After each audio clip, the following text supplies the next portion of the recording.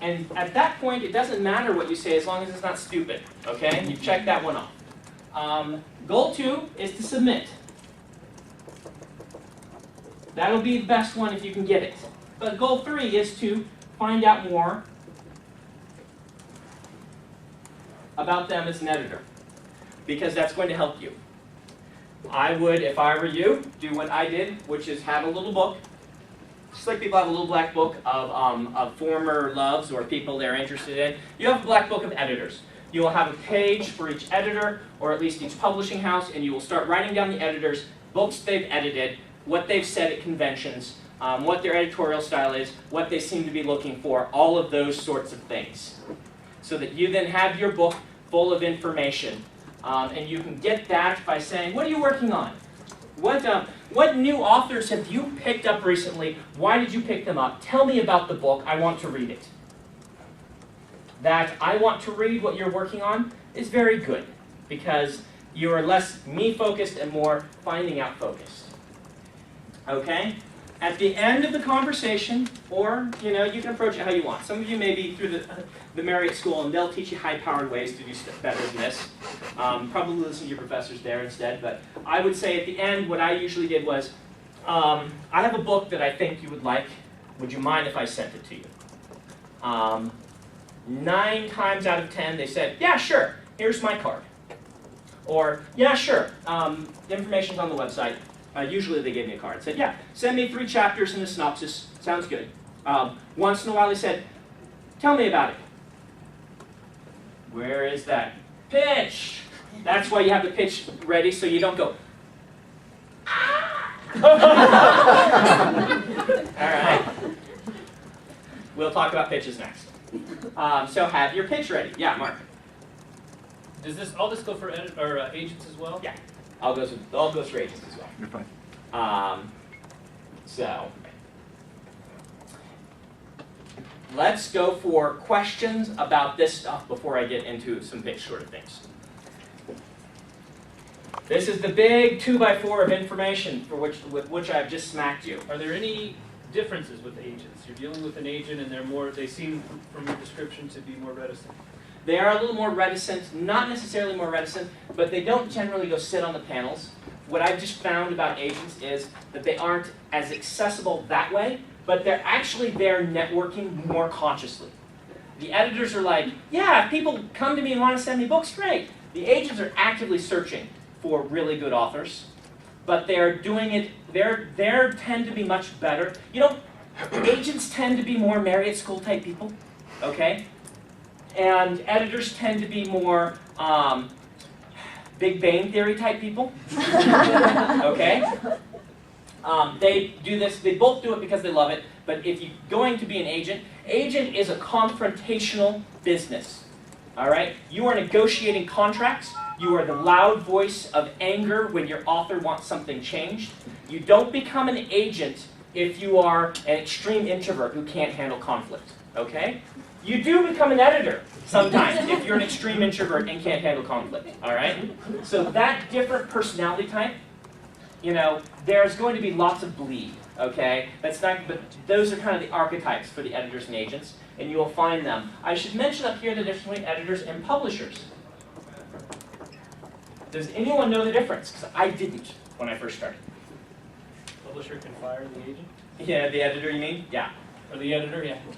Publishers are not editors. Publishers do not, sometimes one person will hold both roles, but the publisher is the business person who runs a business. For instance, Tom Doherty. Tom Doherty started Tor Books in the early 80s, maybe late 70s. After a long history in publishing, he founded the company, and he hired Harriet McDougall, Robert Jordan's wife, who wasn't his wife then, hadn't met him yet, hired her to be his editorial director and acquire books for him to sell. Okay? Those are 2 very different roles. Now, a lot of times, people will cross over between those roles, and you'll have someone like the guy from Pyre. I know his name. Lou Anders. Lou Anders, who is both. Because it's an imprint, he's wearing both hats. But at the bigger companies, the publishers can do anything. They can buy your book. They're really powerful. But shooting for a publisher is kind of a hard pass because they usually aren't going to read any slush. That's not their job. Their job is to market and sell the books and run the business. It's the editors they hire to do that. Okay? So, but differences, agents. Agents tend to be more like talent scouts. They're there at the con scouting for the talent. Whereas the editors tend to be fishermen, like who are just got a big, net and they're throwing it out and pulling a bunch of stuff in and saying, "Is this a good fish? No. Is this a good fish? No. Is this a good fish?" And the agents are like the sharks in the water hunting the good fish. Okay? Do people usually get agents or editors first? It's an excellent question. Do people usually get agents or editors first? I'm going to give you a dummy because that was a good question. And it depends on who you talk to. My experience has been it's about 50-50. If you get a good agent, you will probably sell your book. But getting a good agent is hard. You can, in science fiction and fantasy, sell your book without an agent. In children's, you almost can't. All right? Because it is more corporate. There is a school of thought that says you should ignore any time an editor says they do not take unagented submissions. There is this thing in New York where unagented submissions, meaning some publishing houses just don't look at submissions that aren't from agents. The good news is if you meet one of those editors at a con and you do this whole thing and they say send it to me, that's no longer an unsolicited submission. It's a solicited submission. In fact, if an editor ever says to you, yeah, I'll look at it, even whatever they say, you send it in the mail the next day, overnight it. Okay? You don't go with the manuscript, but you jump on it when you can send them one. And you go ahead and write requested material on there, as long as you can construe it as being requested. Would it be favorable to have like a little SD disk with your manuscript on it? That if it's solicited, you can hand it to them? Nope. Okay. Nope. Never give them anything at a con unless they ask for it. The reason being, yeah, they don't want to. They're there networking, but they're not there reading. They want to get back to the office and have it there. And if you give it to them, you're just asking them to schlep it back to the office and remember where it is and not lose it or things like that. Just, I would say no. You can have one.